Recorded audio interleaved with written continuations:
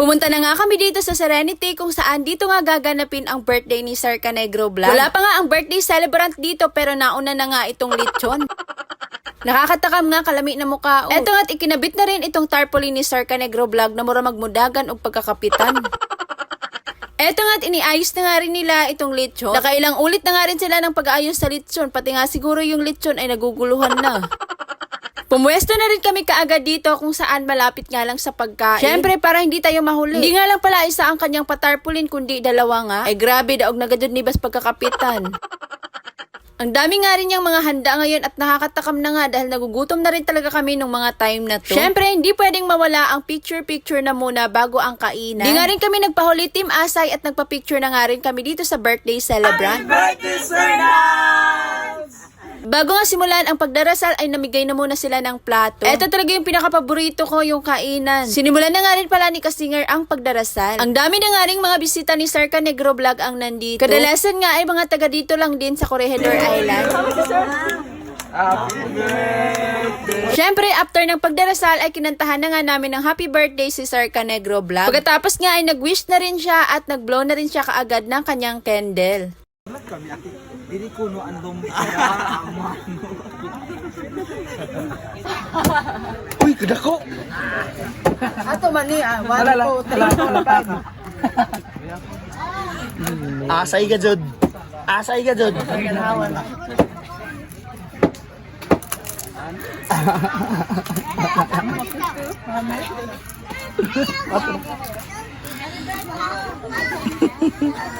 Di na nga rin ako nahiya at kumuha na nga rin ako ng malaking balat ng lechon. Syempre, one for all for one. Binigyan ko na nga rin kaagad itong mga ka-team ko. Kabahagi na nga rin pala ng team namin itong si Peppa Pig. Dahil nakapasa nga siya sa standard naming mga Team Asay, char. Kaya kung ano yung pagkain ng isa ay pagkain nga ng lahat. Eto nga't magpapapicture nga rin daw sa akin itong mga Powerpuff Girl. Tawang-tawa nga ako sa kanila dahil naka-breast out talaga silang lahat. 1, 2. Otro. Nag-video naman dyan. Picture, anay. Ano pagpailan na asay ta? Saan ka? 1, 2. 3, 2, 1, go. Hello, mga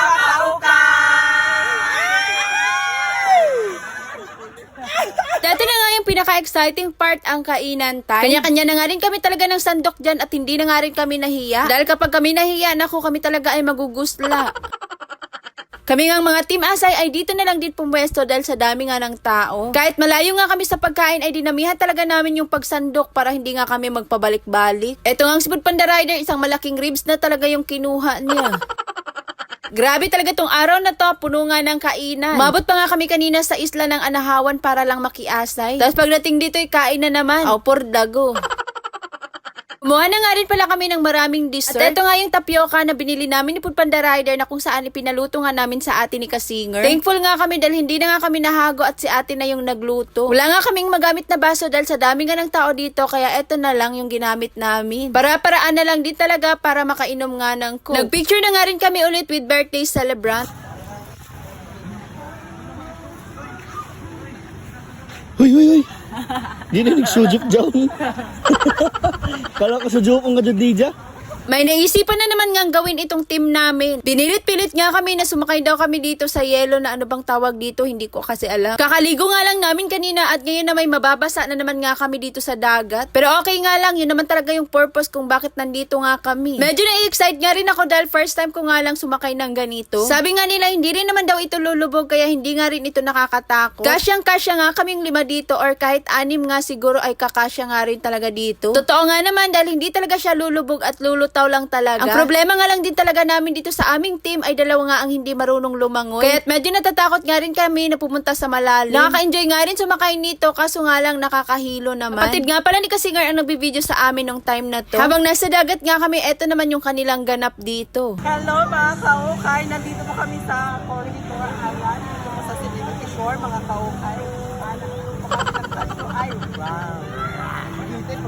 Mga single pa nga pala ito silang lahat kaya always available ito sila. Contact nyo nga lang pala si Sidney Murillo kapag may napili kayong isa sa kanila.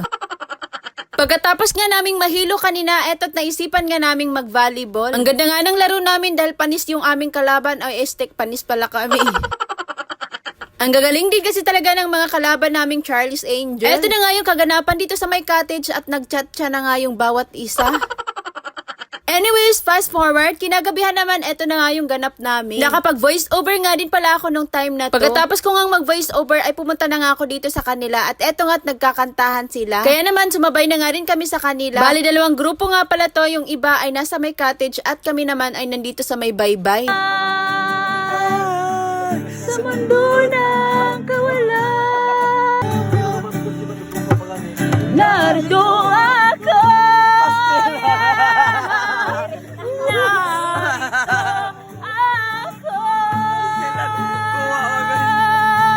Hawak lagay, di kita.